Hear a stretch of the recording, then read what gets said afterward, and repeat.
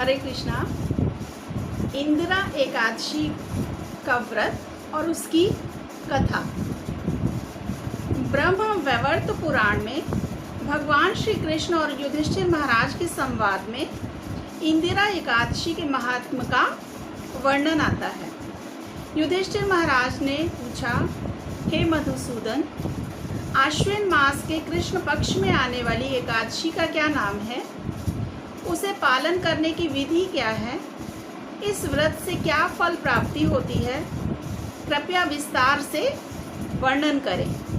तो भगवान श्री कृष्ण ने कहा, इस एकादशी का नाम इंदिरा है। इस व्रत के पालन से पतित पितरों का उद्धार होता है और व्यक्ति सभी पापों से मुक्त हो जाता है। हे राजन, सतयुग में इंद्रसेन नामक राजा था।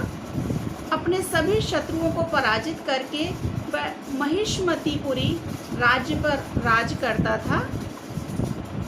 अपने पुत्र पौत्र के समेत वह आनंद के साथ रहता था। उसे भगवान विष्णु के प्रति भक्ति थी, इसलिए वह नित्य मुक्तिदाता गोविंद का स्मरण करता था। एक बार राजा अपने सिंहासन पर आनंद से विराजमान था। तभी आकाश मार्ग से देवर्षि नारद वहां पधारे और राजा उन्हें देखकर सिंहासन से उठकर उन्हें प्रणाम करके पूजा अर्चना की। तभी देवर्षि नारद ने राजा को पूछा कि हे राजन, आपके राज्य में सभी सुखी हैं? आप धर्म का पालन करते हुए राज कर रहे हैं ना?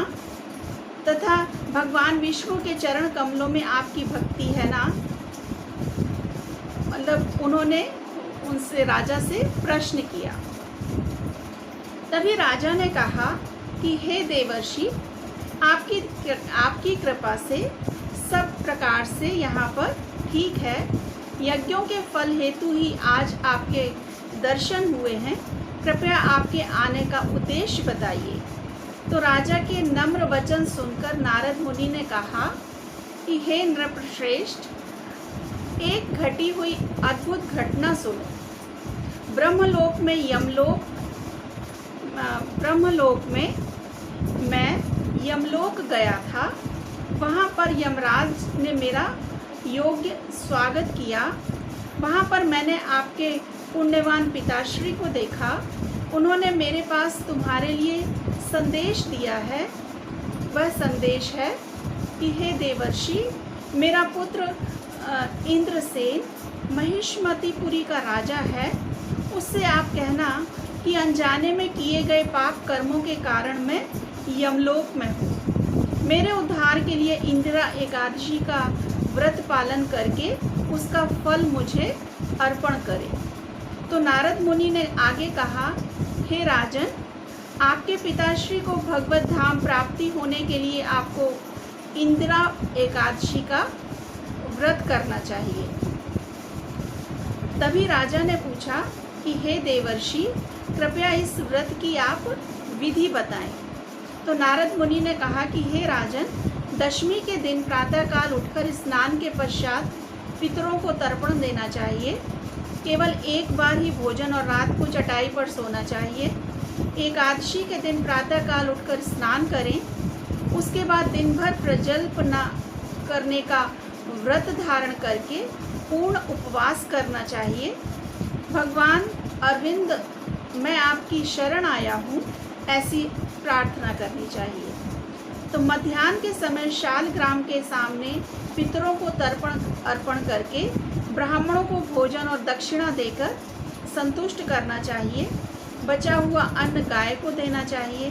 चंदन, फूल, धूप, दीप और भोग अर्पण करके भगवान ऋषिकेश की पूजा करें। भगवान के नाम का गुणगान, लीलाओं का श्रवण, कथन, पढ़ना, कीर्तन इत्यादि करके रात भर जागरण करना चाहिए। द्वादशी के दिन भगवान श्री हरि की पूजा करके ब्राह्मणों को भोजन अर्पण करना चाहिए। उसके बाद अपने बंधु पौत्र पौत्र के साथ उपवास छोड़ना चाहिए और भोजन करते समय शांति होनी चाहिए।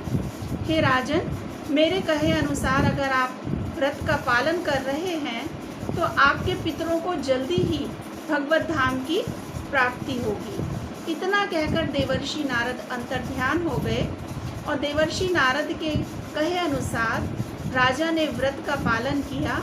इस व्रत के प्रभाव से स्वर्गलोक से पुष्प वृष्टि हुई और राजा के पिता श्री गरुड़ पर बैठकर वैकुंठ को गए। उसके बाद राजा ने अनेक वर्ष आनंद पूर्वक राज्य किया। अपने पुत्र को राज सौंपकर राजा स्वयं भगवत धाम को चले गए। श्री कृष्ण अर्पणम अस्तु। हरे कृष्णा।